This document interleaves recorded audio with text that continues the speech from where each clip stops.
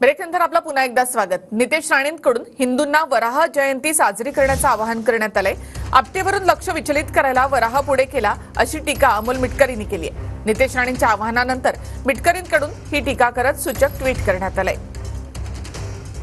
7 सप्टेंबरला वराह जयंतीच्या निमित्ताने हिंदू समाज म्हणून आपल्याला गावागावात आणि आपल्याला प्रत्येकाला आपल्या कुटुंबाबरोबर वराह जयंती साजरा करायची आहे। तुम्हाला सर्वांना वराह जयंतीच्या मनपूर्वक शुभेच्छा। दरम्यान नितेश राणेंच्या या वक्तव्यावर अमोल मिटकरींनी ट्विट करत टीका केली। जयदीप आपटेवरून लक्ष विचलित करायला वराह पुढे केला जातोय।